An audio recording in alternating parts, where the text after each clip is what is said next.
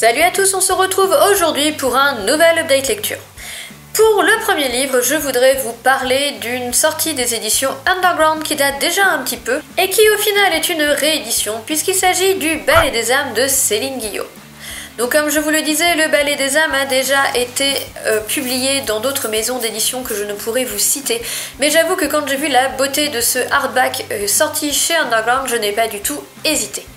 Alors ici, nous sommes dans une époque médiévale et nous allons rencontrer Enora qui est un peu une fille à tout faire dans une auberge et qui n'a vraiment pas la vie très facile. Son seul plaisir, c'est d'aller s'évader dans la forêt, se retrouver au contact de la nature, un peu au calme et loin de tous et de tout le monde, afin de pouvoir essayer de se ressourcer. Un jour comme un autre où elle allait dans cette forêt, elle est tombée sur une dryade qui va lui annoncer qu'elle est sujette à un destin assez extraordinaire. Peu de temps après, tout son village sera brûlé et massacré, et finalement Enora va se retrouver au château de son seigneur, le seigneur de Kerjan.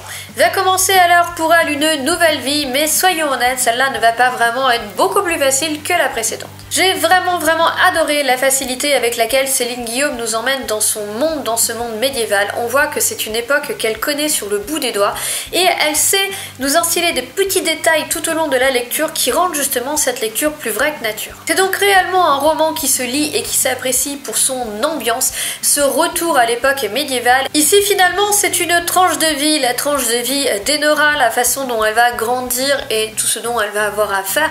Vous avez ici une composante fantastique déjà avec la dryade, mais aussi parce que vous verrez qu'un fantôme va se promener un petit peu dans cette lecture. Enora va découvrir au château quelques secrets sur son passé, ses origines, et elle va aussi apprendre à appréhender ce fantôme qui semble bien vouloir communiquer avec elle. Enora est un personnage très sympathique, c'est une jeune fille qui n'a vraiment pas eu de chance mais qui fait toujours son meilleur. Pour autant, je ne l'ai pas trouvée sans défaut parce que cette jeune femme est vraiment tourmentée au plus profond d'elle-même. Elle se pose énormément de questions existentielles lorsqu'on la rencontre en début d'ouvrage. Eh bien, elle ne fait que de se poser des questions sur pourquoi vivre, pourquoi la vie, etc. Et j'avoue que cela m'a quelque peu perturbée puisque je dirais que le côté existentiel de ces questions est vraiment poussé. Et quelquefois j'aurais préféré qu'on passe un petit peu moins de temps là-dessus. En tout cas, ça fait partie, je dirais, de la lecture. Ce sont ces thèmes qui sont abordés et qui ne sont pas faciles. C'est une jeune fille que je n'ai pas toujours réussi à comprendre. Il faut savoir que, eh bien, elle devient finalement la servante du seigneur de Kerjan et que, étant en époque médiévale, il y avait le droit de cuissage, que la jeune fille ne va pas vraiment vivre des choses forcément très agréables, mais que pourtant elle n'en voudra pas particulièrement au seigneur. Et pour autant, à la fin du roman, pour une raison que je ne suis pas trop capable de m'expliquer, elle va commencer à se scarifier. Voilà, je ne vais pas vous le cacher, sa façon de réagir m'a laissé franchement parfois dubitative. Je n'ai pas toujours su comprendre Enora, comprendre ses choix et comprendre pourquoi toutes ces questions et pourquoi finalement on avait affaire à un personnage aussi tourmenté. Une fois encore, comme dans le précédent ouvrage de Céline Guillaume que j'ai lu, on y aborde le thème du suicide d'une façon que j'ai un peu du mal à cautionner finalement. Mais voilà, ce sont différents points du récit. Après, il nous gêne ou il ne nous gêne pas. En tout cas, il ne gâche absolument rien à cette atmosphère médiévale qui est fortement bien rendue et surtout à la plume de Céline Guillaume qui est totalement magnifique. C'est une plume qui est d'un onirisme rare, vraiment toutes les phrases sont belles, toutes les phrases sont bien tournées. Tout se lit vraiment avec fluidité et beaucoup de poésie et c'est vraiment très agréable de tourner les pages d'un livre de Céline Guillaume, ça il faut vraiment le reconnaître. Même si au final je ne suis pas tout à fait sûre d'avoir compris quel était le destin extraordinaire que promettait la dryade à Enora, parce qu'en guise de destin extraordinaire, il faut quand même avouer que la jeune fille a tout de même un très lourd vécu. Ensuite, je voudrais vous parler d'un roman totalement différent puisqu'il s'agit de Projet Cornelia. Le tome 1, écrit par Denis Labbé, est paru aux éditions Sema. Alors ici, en 2-3 mots, nous sommes dans une histoire de zombies, donc du pur survivaliste zombie young adulte. Et ce tome 1 est le premier tome d'une trilogie, je crois, qui sera à apparaître chez Sema Éditions. Personnellement, je connaissais déjà notamment le personnage de Cornelia ainsi que de son camarade de route Jean-Michel, puisque ce sont deux personnages que nous rencontrons dans une précédente trilogie. En effet, avant Projet Cornelia, nous retrouvons donc, comme je vous le disais, les personnages dans une trilogie qui s'appelle Les Errants et qui est donc parue aux éditions du Chat Noir. Je ne vous le cacherai pas, Les Errants avait été une trilogie coup de cœur pour moi, j'avais vraiment adoré suivre ces ados dans toutes leurs mésaventures, et dans Les Errants, finalement, nous connaissons, nous savons pourquoi la Grande Mort arrive, nous avons vraiment le déclencheur, et donc nous allons suivre le tout début de l'épidémie zombie, où nous suivons tout un groupe de jeunes, de lycéens, qui vont essayer de survivre tout simplement. Ici, nous allons retrouver deux d'entre eux, Cornelia et Jean-Michel, dans la suite de leurs aventures et surtout mes aventures. Alors la première question à laquelle je vais répondre, qui va certainement vous venir à l'esprit si vous n'avez pas lu Les Errants, c'est est-ce que je peux lire Projet Cornelia sans m'être penché sur Les Errants ? La réponse est sans conteste oui. Alors évidemment, vous allez perdre des détails si vous faites ça, puisque en 3 tomes, c'est une trilogie, vous allez vous pencher sur tout le début de l'épidémie et pas mal d'aventures et de mésaventures. Ceci étant dit, cela ne gênera pas votre compréhension, ce sera juste moins riche.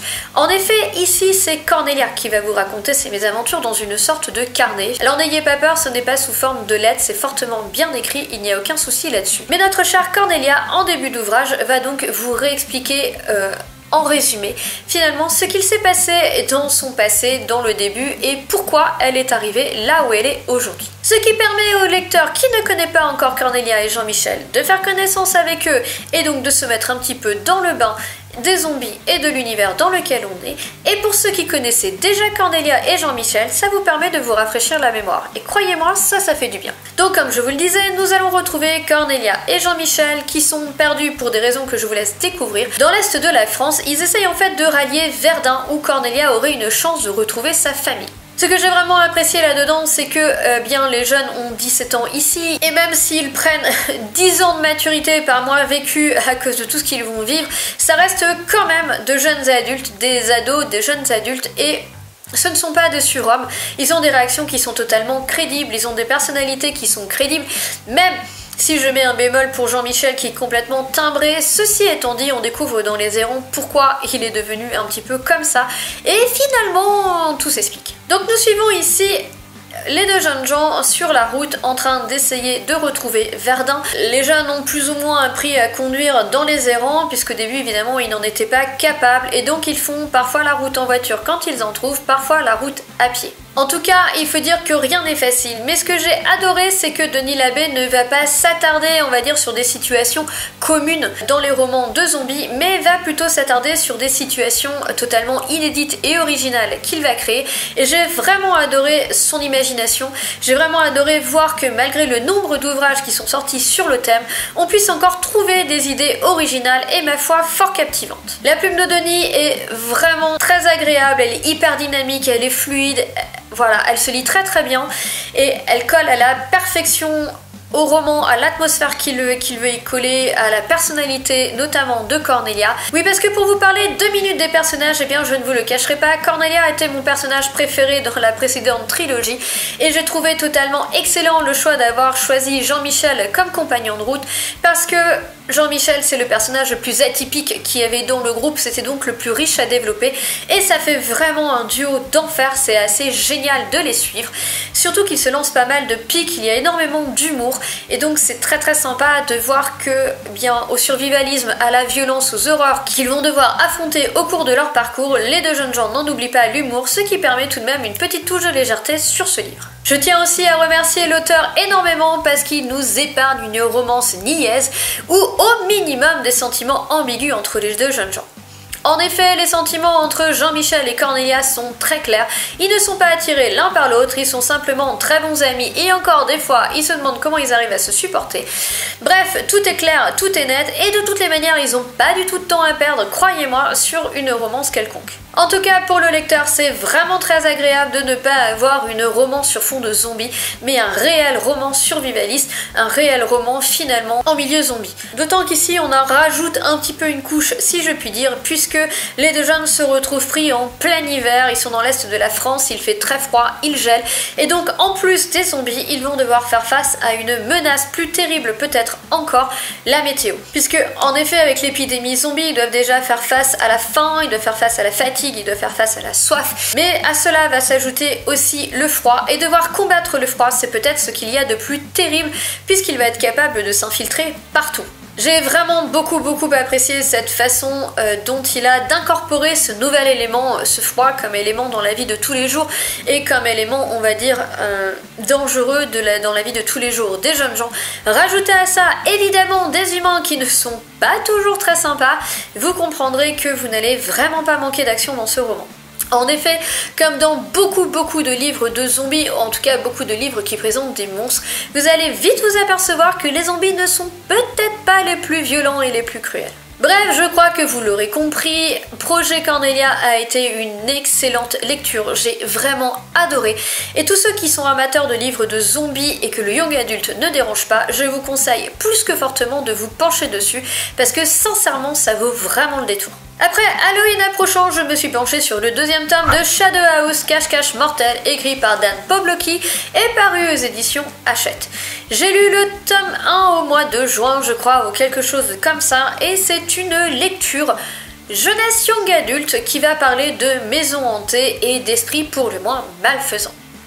Alors il a beau avoir un caractère jeunesse entre guillemets, ne vous méprenez pas, il est vraiment très bien écrit et l'atmosphère est particulièrement bien rendue. L'auteur s'appuie énormément sur le malsain et il a une façon bien à lui de vous mettre mal à l'aise, façon qui est largement appuyée par le livre-objet tout à fait magnifique ainsi que les différentes illustrations qui parsèment le récit.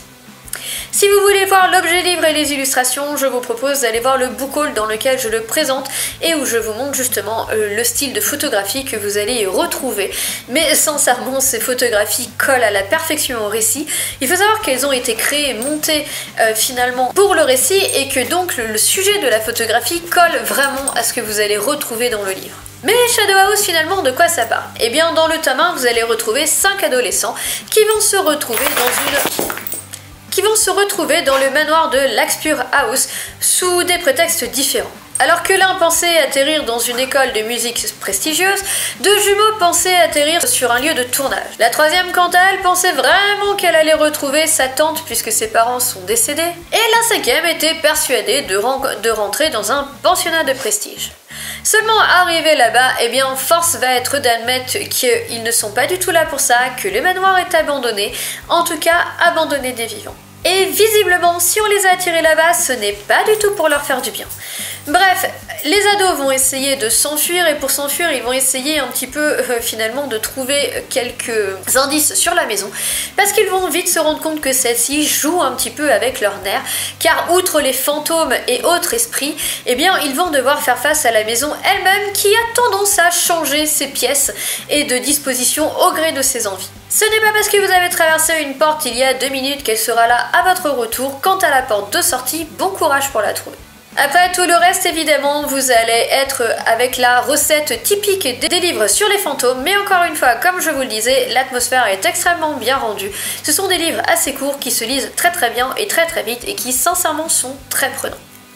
Le tome 2 n'est pas un tome compagnon, mais la suite directe, puisque lorsque vous allez abandonner finalement les ados dans le tome 1, ils sont toujours en mauvaise posture dans la maison et donc ils vont continuer finalement leurs investigations dans le tome 2, investigations qui n'ont que pour seul but de réussir à s'enfuir. Je pense que cette série sera une trilogie et personnellement j'ai vraiment hâte de me pencher sur le 3e tome. Enfin, je voudrais vous toucher 2 mots sur une bande dessinée que j'ai lue, il s'agit de Brocéliande et il s'agit ici du tome qui a été écrit par Olivier Perru. Comme au moment où je vous filme la vidéo, je n'ai strictement aucun souvenir du nom de l'illustrateur et j'en suis réellement désolée, je vous laisse le lien. En tout cas, ici, si je ne me trompe pas, nous avons une série de 7 bandes dessinées compagnons qui toutes auront lieu dans un lieu de la forêt de Brocéliande et vont donc mettre en scène des légendes de Brocéliande. Ici, nous allons rencontrer des Korrigan et aussi Merlin et comment il va faire la rencontre de la Dame du Lac, ainsi que quelques petites aventures et mésaventures. J'ai vraiment adoré aussi bien le dessin qui est totalement somptueux que les scénarios qui est à la fois riche et drôle. J'ai beaucoup aimé le personnage de Merlin, qui ici n'est pas le vieillard que l'on a l'habitude de voir, mais qui est Merlin jeune, et qui finalement va essayer de courtiser la Dame du Lac comme il peut, mais il faut bien l'avouer, ils vont vivre des aventures et des mésaventures à cause de chasseurs et aussi bien des Korrigan. Le personnage de Merlin ici est un peu tête à claque, mais c'est réellement fait exprès, il est vraiment très drôle, je l'ai beaucoup aimé, et tous les autres personnages sont super sympa. Les deux Korrigan qui sont censés être méchants, j'ai bien dit censés, sont à mourir de rire. Vous avez un humour permanent dans cette bande dessinée, c'est un véritable régal. Bref, il faut quand même le noter, cette bande dessinée a vraiment rempli son office puisque j'ai adoré le dessin, ça je le savais avant puisque j'ai pu la feuilleter avant de l'acheter, mais aussi j'ai vraiment adoré et le scénario et l'humour que cette bande dessinée contenait. Sincèrement, si vous aimez les légendes sales, si vous aimez Olivier Perru aussi puisque c'est lui qui fait le scénario, plongez-vous dans cette bande dessinée, je gage que vous ne serez vraiment pas déçus. Alors voilà, j'en ai terminé pour ce nouvel update lecture, j'espère que vous aurez découvert des livres qui vous auront plu ou peut-être que vous les connaissiez déjà. En attendant, je vous souhaite à tous une excellente journée, de très bonnes lectures et je vous dis à bientôt dans une prochaine vidéo. Ciao!